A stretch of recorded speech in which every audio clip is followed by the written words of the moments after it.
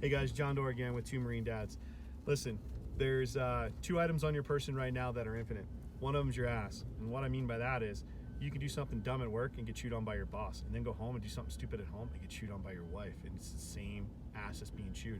You can step outside, jaywalk, or roll a stop sign, and guess what? That cop is gonna chew your ass. And you know what? There's ass there for him to chew. It's infinite. You know what else is infinite? Your brain. The 6 inches between your ears right here is infinite. How many of you guys out there actually develop that supercomputer between your ears? How many of you guys go out there and actually do your own homework and try to understand what's happening on around them? You know, how many of you guys use your brain for more than a glorified hat rack or a nice hairdo? You know, how many of you guys out there do your own homework? You've been given all the power in the planet. It's sitting in the palm of your hand to do all the homework on your own and figure out what's what, and you guys choose to act like a damn zebra and go the same way as the herd. I don't know, Animal Planet taught me that a long time ago, that when one zebra hears something they perceive as danger, they just take off. They just pick a direction and go. And every other zebra acts the same way. I don't know if you guys know what a zebra is, but a zebra has got, like, you know, black and white stripes from head to toe. And it reacts like they all react in a herd mentality. You know, let me ask you a question. How many of you guys out there in 2015 thought Donald Trump was a racist? Do you think he was a racist? Or did MSNBC, ABC, NBC, CNN, did all those talking heads over in New York City tell you he was a racist? You know, half of you people out there right now are like, well, I'm on the right and I'm independent and I think that by myself. How many of you people on the right actually sat down and did your homework about Donald Trump in 2015? Did you think he was a stand-up guy, or did you think he was some sort of ivory tower rich kid who was born with a silver spoon in his mouth, and was some sort of international reality TV show star? You're fired. How many of you out there thought he'd make a good president until Sean Hannity or Tucker Carlson or Fox News told you he was going to be good? Did you actually do your own homework, or did y'all just kind of lockstep with what everybody else told you what to think?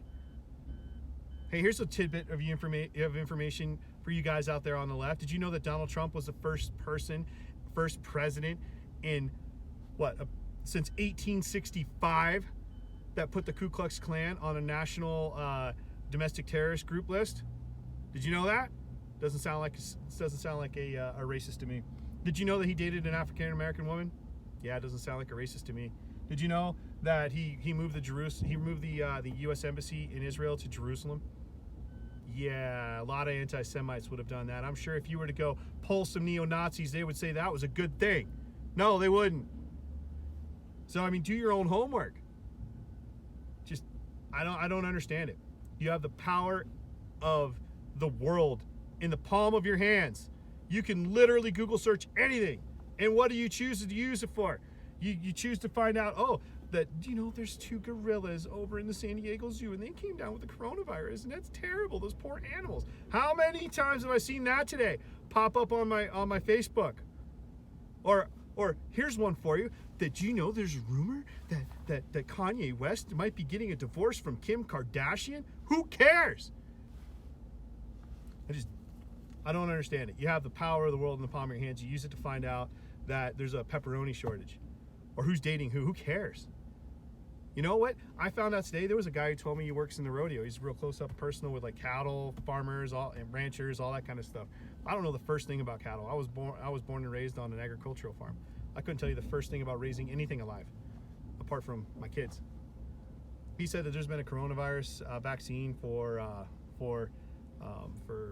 bovine for years, quote unquote years.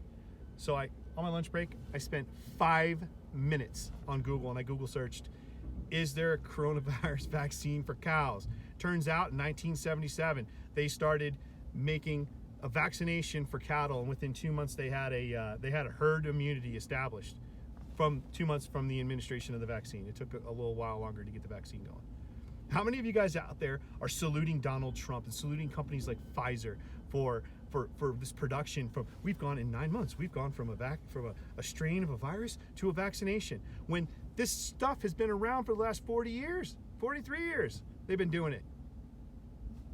We've been doing it in other animals. We know what's going to kill them and what's not going to kill them. How the virus, a similar virus is going to react. I'm not a virologist. I'm sure what's happening in humans is different than what's happening in a cow. But I'm just saying, the concept's the same. They're taking antibodies from one cow that beat it and putting it in another cow, and that's exactly what the hell's happening here. They're doing it right here. That's what the CDC is doing. They're doing the same thing. And we're like, well, if it wasn't for Donald Trump, this would have never happened. If it wasn't for Pfizer, this would have never happened. Yeah, I'm sure he's done some things to help out. But this technology has been around for 43 years that I'm aware of. And I'm not a virologist. I'm not into that. That's not my profession. But I took 2 seconds to validate what the man said, and it turns out what he said was accurate. How many of you guys out there, take the time to Google search the other person, the opposing person's argument? I got in an argument recently with a gal online, and she told me unequivocally that the Constitution doesn't provide the freedom of privacy. And I was like, did you skip over the 4th Amendment? I mean, it took her longer to type out her argument that the Constitution doesn't afford us that freedom than it would have for her to go into Google or any other search engine and say, does the Constitution afford me the right to privacy? Full stop, click go, and that thing would have fucking come back with the correct answer. In fact, when I did it, just out of shits and giggles, I did it, and it was the first thing that popped up. It actually gave me the 4th Amendment. It popped up the 4th Amendment. None of the other ones, just that one. And it said, the right to privacy is covered in the 4th Amendment. Then it spelled it out verbatim, how our forefathers did it. How many of you guys out there act like a damn zebra and go the same direction as everybody else? You know what? There's another animal out there that also has stripes from head to toe, and it doesn't act like a zebra. It analyzes the world around itself. It decides whether or not it's going to move forward. It decides whether or not it's going to move back. And that, my friend, is a tiger. You could decide whether or not you want to be a zebra and go with the herd, or whether you want to be an independent 400-pound solid muscle carnivore. You decide. You both have stripes. A zebra has stripes and a tiger has stripes. You decide which animal you want to be. You want to be part of the herd, or do you want to be a goddamn tiger?